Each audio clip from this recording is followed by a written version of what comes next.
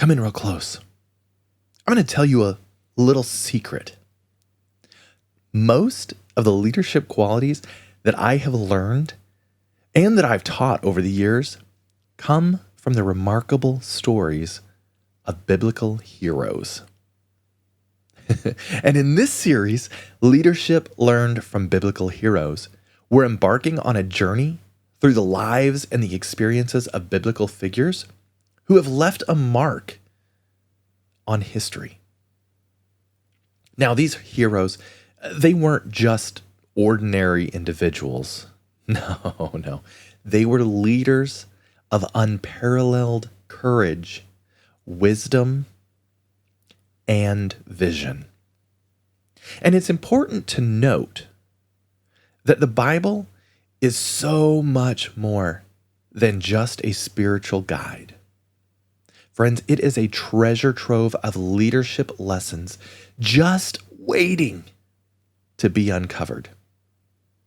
Now, whether you are a seasoned leader looking to refine your skills or you're just someone who's beginning their leadership journey today, don't worry, this series is for you. And I am so thrilled to have you join me today as we dive into a topic that is both timeless and timely.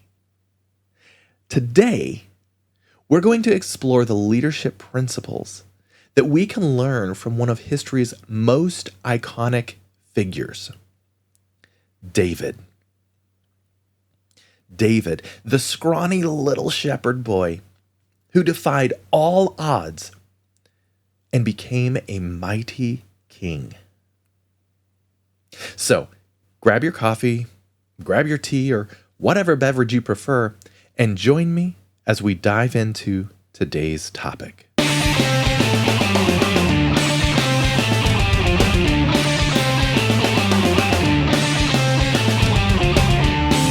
Welcome to the Do More podcast. I'm your host, Ben, from benribble.com Coaching, where we focus on 3 foundational pillars.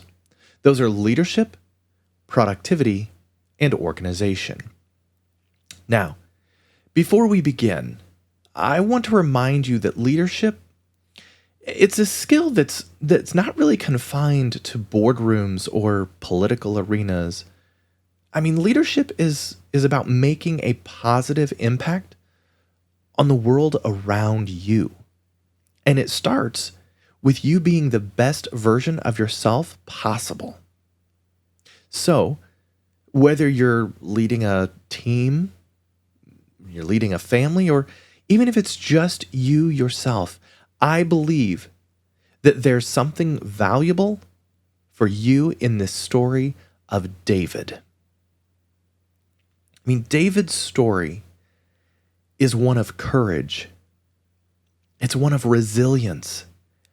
And it's one of adaptability. And it's a story that is captured in the pages of the Bible. It's a story that can inspire and inform leadership today in our current world and our current culture. So, if you would, picture this. A massive giant named Goliath, standing at over 9 feet tall, and his armor glinting in the sun, his booming voice taunting and terrifying the Israelites across the battlefield. And if that doesn't scream impossible odds, well, I don't know what does. I mean, here's exactly how he's described in 1 Samuel 17, verses 4 through 7. It says, "A champion named Goliath, who was from Gath, came out of the Philistine camp. He was over 9 feet tall. He had a bronze helmet on his head and wore a coat of scale armor of bronze weighing 5,000 shekels. On his legs, he wore bronze greaves, and a bronze javelin was slung on his back. His spear shaft was like a weaver's rod, and its iron point weighed 600 shekels. And his shield bearer went ahead of him. Now, this passage introduces us to Goliath and describes this giant of a man who struck fear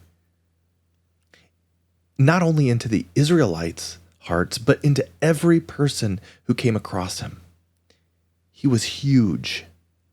He was a giant adversary.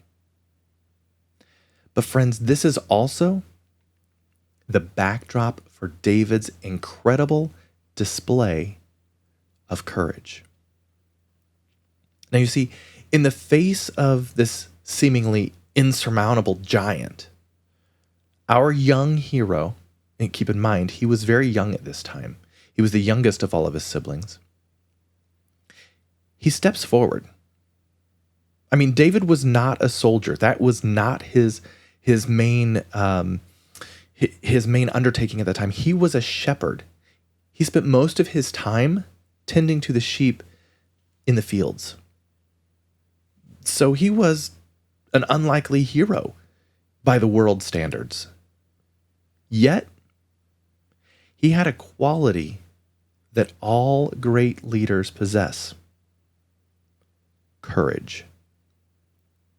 And David's courage came from his unwavering faith, his belief. He knew where his strength came from. He knew that it came from the Lord. And in 1 Samuel 17, verse 45, he actually says directly to Goliath, he says, "You come against me with a sword and a spear and a javelin, but I come against you in the name of the Lord Almighty, the God of the armies of Israel, whom you have defied." And that right there, friends, that is courage. David's courage didn't come from physical strength or from worldly experience. I mean, he looked at what David had there, the sword and the spear and the javelin. And those physical, war tools did not shake his faith. His faith came from a higher purpose. He knew that the strength he needed did not come from within himself or from his physical abilities, but more so from his faith in his Lord. And so this story also teaches us that true courage is not the absence of fear, but instead the ability to face it head on. I want to say that again because this is super important. David's story tells us that true courage is not the absence of fear, but the ability to face it head on. And David's faith in God gave him the strength to take on this giant Goliath. And friends, in our leadership roles, we also have to have this kind of faith. We have to have faith in our abilities. We have to have faith in our team. And we have to have faith in our mission. We have to believe in what we do. We have to have faith in our why. So, here is the big thing about courage and leadership. And hear me when I say this.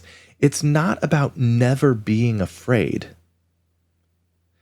It's about facing your fears head on. One more time. It's not about never being afraid. It's about facing your fears head on.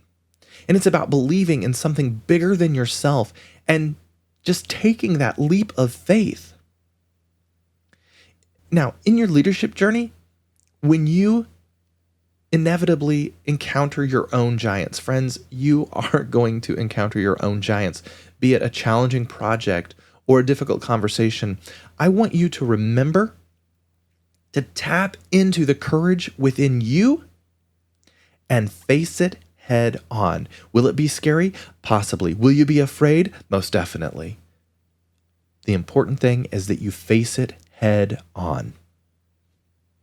Hey there, aspiring leaders and communication enthusiasts. Are you ready to take your leadership skills to the next level? Introducing the ultimate guide, Communicating Like a Leader, Skills for Effective Leadership. Whether you're a seasoned professional or just starting your journey, this free ebook is your golden ticket to mastering the art of communication. Learn how to inspire, influence, and lead with impact. From active listening to powerful persuasion, from empathetic understanding to confident public speaking, we've got you covered. Don't miss this chance. Visit benribble.com/communicate to get your free download. Unleash the leader within you, download your free copy today and step into a brighter, more communicative future. Communicating Like a Leader, Skills for Effective Leadership, because great leaders aren't born, they're made through communication.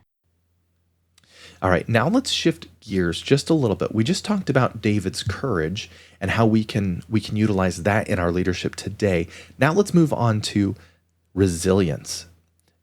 Let's talk about David's resilience. Now, after David's victory over Goliath, his life didn't just become a magical bed of roses, or he didn't, just ride around on unicorns and rainbows. No, quite the opposite, actually. He faced trials and tribulations. I mean, it was trial after trial after trial, adversity after adversity after adversity. But friends, it got so bad that he was even betrayed by his own countrymen.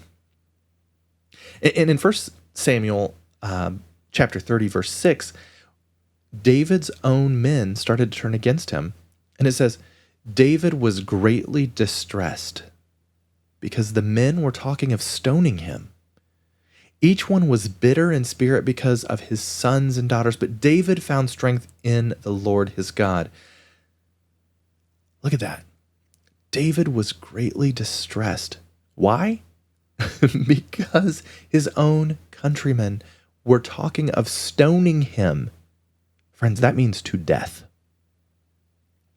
Now, David's resilience in the face of adversity reminds us that leadership often involves overcoming challenges, often involves overcoming setbacks, even to the point of betrayal from those that you trust the most. But it's our ability to find strength in the midst of these trials that defines our leadership. And this is what happened with David. It was his ability to find strength, to dig deep, pull out that courage, and continue on in his journey in the midst of the trials. And that defined his leadership. And the same thing holds true for you. It's your ability to find strength in the midst of your trials that is going to define your leadership. So, friends, here's the key takeaway here. Leadership often comes with a side of adversity. That's just the way it is. And that's just the way it's going to be. It's the nature of the beast. But what sets truly great leaders apart is their ability to bounce back. It's their ability to carry on even when the going gets tough. And David, despite his many, many challenges, he held firm to his faith and to his purpose. He continued on. He understood the importance of persevering. All right, so we have talked so far about David's courage in his leadership, right? And we've talked about David's resilience. Let's move on to talking about David's adaptability. And you may be thinking, Ben, what does adaptability have to do with leadership? Well, let's look at David And then we'll talk a little bit more about that. I mean, David's journey from a shepherd boy to a mighty king, I mean, it was not a linear path. He did not just, one day step off of the, out of the pasture where he was shepherding his flock to sit in the throne room. I mean, if you read about David's story, there were so many plot twists. So there were so many turns in his journey that, I mean, this man had to adapt to so many different situations and so many different roles along the way. And he learned to lead not only on the battlefield, but he also learned how to be a ruler and a shepherd of his people. So, I mean, let's look at Psalm 23:1. It beautifully illustrates David's role as a shepherd. And it says, "The Lord is my shepherd, I lack nothing." And what I love about this is that when David took on a role, he was so adaptable to that role that became 100% of what he did. I mean, he did that to the best of his ability. And, he took that role to heart. That's what he was doing. That was his job at that time. And when he says, "The Lord is my shepherd, I lack nothing," he did not desire to be more, to do more, or to get out of this role. Or he didn't say, "I'm a shepherd.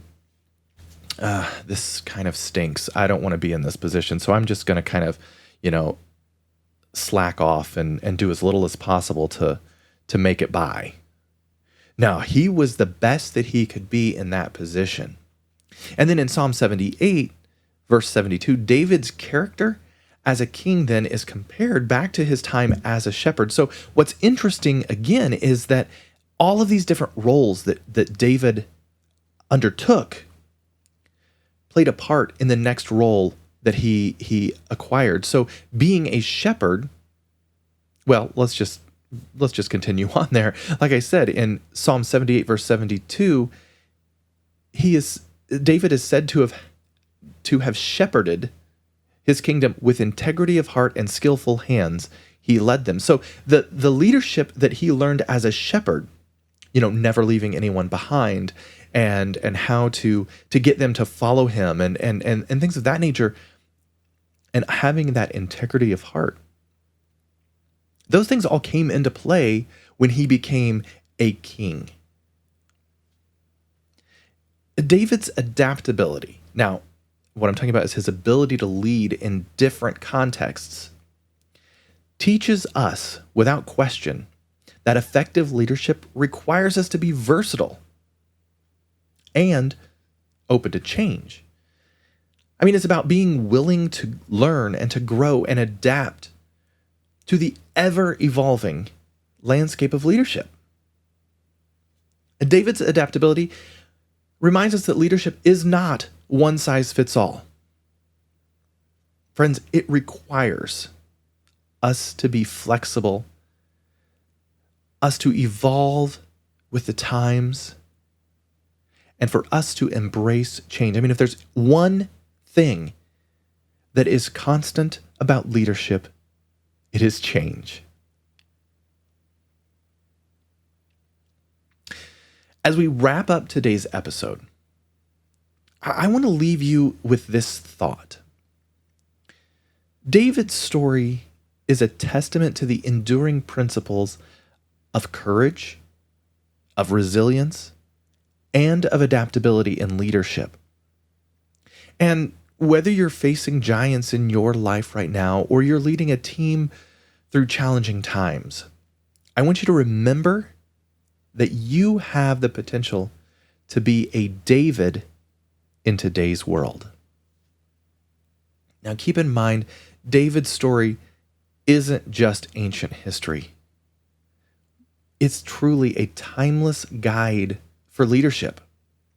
And whether you're leading a team or managing a household, or even just leading yourself toward personal growth, David's story has something to offer. So, as you go about your day, I want you to consider how you can embody these principles in your leadership journey. How can you be courageous? How can you be resilient? And how can you be, or have you been, adaptable? And friends, most important, have faith that with the right mindset and the guidance of the Lord, that you can overcome any giant, any adversity that stands in your way. You can do it, and I believe in you.